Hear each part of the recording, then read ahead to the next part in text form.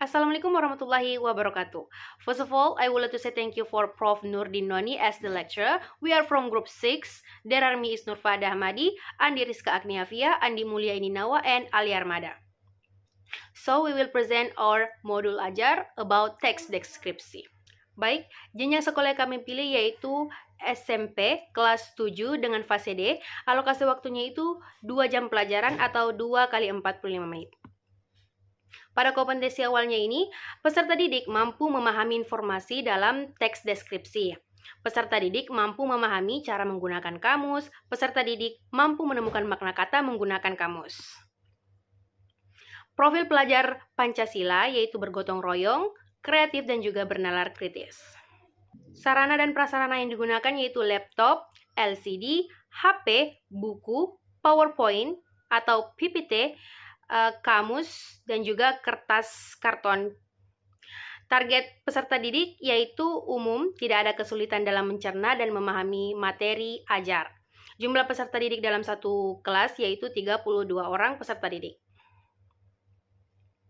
Model pembelajarannya yaitu tatap muka dengan model problem-based learning atau metode diskusi dan make a match dengan baik dan benar. Pemahaman bermaknanya yaitu setelah mengikuti proses pembelajaran ini, pertama manusia harus mampu menyampaikan gagasan, pandangan, dan pemikirannya secara logis dan kritis. Kedua, perbedaan ide atau pendapat dalam pembelajaran akan menciptakan kekayaan pemikiran untuk mencapai pemecahan permasalahan. Ketiga, teks deskripsi memiliki manfaat dalam kehidupan sehari-hari, terutama dalam menggambarkan suatu objek secara rinci. Selanjutnya, pertanyaan pemantik. Pertama, apakah teks deskripsi itu? Kedua, coba deskripsikan tentang kelasmu. Ketiga, apakah kalian tahu apa perbedaan makna bersinar dan juga makna bercahaya? Keempat, dari mana kalian menemukan makna kata tersebut? Dan kelima, apakah kalian sudah pernah menggunakan KBBI? Pertemuan pertama, kegiatan awal. Yang pertama yaitu orientasi. Guru meminta ketua kelas untuk memimpin peserta didik memberi salam dan berdoa menurut agama dan kepercayaannya masing-masing. Guru menanyakan kabar dan kondisi peserta didik. Guru memeriksa kehadiran peserta didik sebagai wujud sikap disiplin. Guru menanyakan kesiapan belajar peserta didik serta kegiatan inti. Yang pertama, penyajian masalah. Guru memberikan contoh teks deskripsi dan cara mengidentifikasi objek dalam teks. Kedua, mengorganisasikan siswa untuk belajar. Yang pertama, guru membagi peserta didik menjadi beberapa kelompok. Tiap kelompok LK berupa beberapa teks deskripsi dan berisi beberapa pertanyaan untuk didiskusikan dengan kelompoknya. Yang ketiga, membimbing penyelidikan kelompok. Guru membimbing siswa mengerjakan LK sesuai petunjuk. Guru mengamati kerja siswa dalam kegiatan diskusi. Yang keempat, menyajikan hasil karya. Yang pertama, tiap kelompok mempresentasikan hasil diskusinya ke depan kelas. Yang kedua, kelompok lain menanggapi hasil diskusi kelompok yang akan dibahas. Yang kelima, evaluasi pemecahan masalah. Guru bersama siswa membahas dan mengevaluasi diskusi kelompok yang telah mereka lakukan. Kegiatan penutup. Guru bersama murid menyimpulkan materi pada hari itu. Guru memberikan apresiasi kepada seluruh peserta didik yang telah mengikuti pembelajaran pada hari ini. Guru dan peserta didik melakukan refleksi. Guru memberi informasi mengenai bahan bacaan untuk pertemuan selanjutnya yang harus dipelajari peserta didik. Yang terakhir, guru meminta ketua kelas untuk memimpin doa dan salam. Pertemuan kedua ada kegiatan awal. Orientasi. Pertama, guru menyapa peserta didik. Kedua, guru mengajak peserta didik untuk berdoa sebelum memulai pelajaran menurut agama dan kepercayaan masing-masing. Ketiga, guru menanyakan kabar dan kondisi peserta didik.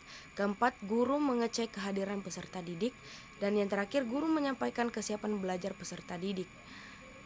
Kemudian ada apersepsi. Pertama, guru mengajukan pertanyaan mengenai materi yang sebelumnya yang sudah dipelajari. Kedua, guru menanyakan keterkaitan materi sebelumnya dengan materi pembelajaran yang akan dipelajari hari ini. Kemudian ada motivasi. Pertama, guru memotivasi peserta didik dengan menyampaikan capaian pembelajaran dan tujuan pembelajaran. Kedua, guru menanyakan garis besar cakupan materi yang akan disampaikan. Ketiga, guru menyampaikan tentang kegiatan yang akan dilakukan peserta didik dalam pembelajaran. Dan yang terakhir, guru memberikan gambaran tentang manfaat atau kegunaan mempelajari materi yang akan dipelajari. Kemudian ada pemberian acuan. Di sini guru menyampaikan kompetensi awal yang harus dimiliki peserta didik untuk mempelajari materi hari ini. Lalu guru melakukan asesmen diagnostik non-kognitif dan kognitif. Kemudian masuk ke kegiatan inti, ada penyajian masalah. Guru membahas permasalahan yang diberikan, yaitu tentang bagaimana menemukan makna kata menggunakan kamus yang telah disajikan dalam PowerPoint. Kemudian ada mengorganisasikan siswa untuk belajar. Di sini guru membagi peserta didik menjadi beberapa kelompok. Kemudian tiap kelompok diberi LK berupa kertas yang di dalamnya berisi permasalahan menemukan pasangan kata atau makna kata. Kemudian ada membimbing penyelidikan kelompok. Pertama, guru membimbing siswa mengerjakan LK sesuai petunjuk. Kedua, guru mengamati kerja siswa dalam kegiatan diskusi. Lalu ada menyajikan hasil karya. Tiap kelompok memajang hasil diskusinya di dinding kelas sesuai arahan guru. Lalu antar kelompok saling mengunjungi tempat pajangan hasil pekerjaan kelompok lain dan saling bertanya jawab terhadap hasil karyanya. Kemudian ada evaluasi pemecahan masalah. Di sini guru memberikan pembahasan dan mengevaluasi bersama dengan siswa hasil diskusi kelompok yang telah mereka lakukan. Oke, pada pertemuan kedua ada kegiatan penutup di mana guru bersama murid menyimpulkan materi pada hari itu. Guru memberikan apresiasi kepada seluruh peserta didik yang telah mengikuti pelajaran pada hari itu. Guru dan peserta didik melakukan refleksi mengenai pembelajaran pada hari itu. Guru memberikan informasi mengenai bahan bacaan untuk pertemuan selanjutnya yang harus dipelajari oleh peserta didik. Dan terakhir, guru meminta ketua kelas untuk memimpin doa dan salam. Dan selanjutnya ada asesmen. Yang pertama ada asesmen diagnostik atau terlampir. Selanjutnya ada yang kedua asesmen formatif dan juga terlampir yang berisikan sikap, profil pelajar Pancasila, observasi. Mengenai yang kedua, pengetahuan mengerjakan soal secara asinkronus melalui Google Classroom. Selanjutnya pengayaan dan remedial. Selanjutnya refleksi peserta didik dan guru. Yaitu ada apa yang kamu dapatkan pada pembelajaran pada hari ini. Yang kedua, bagaimana perasaanmu setelah mengikuti pembelajaran hari ini.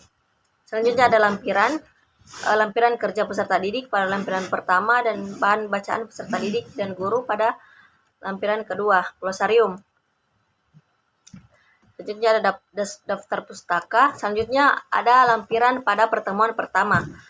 Di pertemuan pertama ada lembar kerja peserta didik yang dimana berisikan petunjuk kerja dan beberapa teks deskripsi. Selanjutnya ada beberapa worksheet mengenai pertanyaan-pertanyaan dan pada lampiran kedua ada asesmen non-kognitif yang berisikan sebelum pembelajaran, informasi apa saja yang ingin digali mengenai dan pertanyaan kunci yang ingin ditanyakan. Selanjutnya ada asesmen kognitif atau tidak dilakukan. Selanjutnya asesmen formatif pada proses pembelajaran. Selanjutnya asesmen formatif atau asinkronus menggunakan Google Form. Selanjutnya ada instrumen penilaian pengetahuan yang berisikan jenis soal, banyak soal, dan beberapa skor. Selanjutnya kisi-kisi instrumen penilaian dan asesmen pertama. Asesmen ke-1 di tes deskriptif. Berisikan nama, nomor absen kelas, dan beberapa pertanyaan. Selanjutnya ada lampiran ketiga, bahan bacaan peserta didik dan guru yang di-share di Google Classroom yang berisikan tes deskripsi mengenai pengertian tes deskripsi, tujuan tes deskripsi, dan ciri-ciri tes deskripsi. Selanjutnya pada lampiran pertemuan kedua, di lampiran pertama ada lembar kerja peserta didik. Selanjutnya ada